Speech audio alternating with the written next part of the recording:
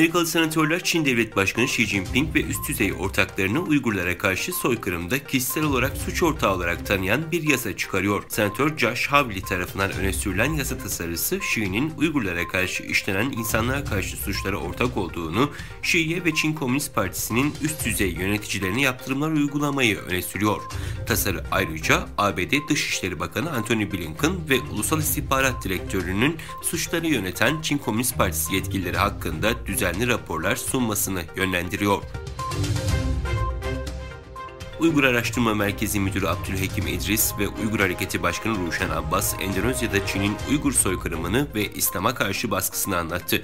Birleşmiş Milletler'de Çin lehine oy veren Endonezya hükümetini soykırıma ortak olmamaya çağırdı.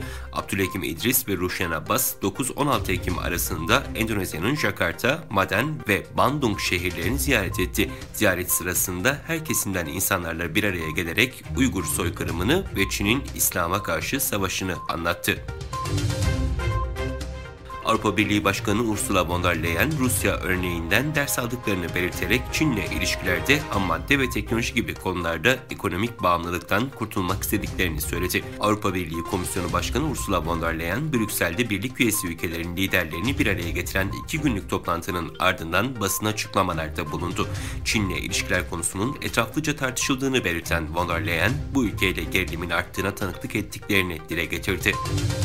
İsveç basınına göre ülkenin yeni başbakanı Cumhurbaşkanı Recep Tayyip Erdoğan'a mektup göndererek Ankara ziyaretine hazır olduğunu bildirdi. Mektupta İsveç Başbakanı, "Umarım kısa süre içinde sizinle NATO konusunda ayrıntılı bir görüşme yapabiliriz. Size uygun olur olmaz Ankara'ya gelmeye hazırız" ifadesini kullandı.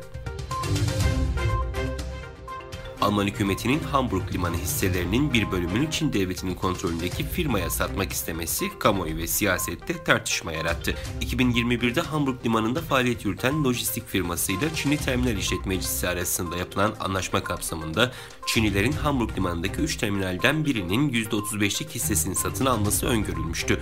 Öte yandan Başbakan Olaf Scholz'un Kasım ayı başında Çin'e bir ziyaret gerçekleştirmeyi planladığı belirtildi.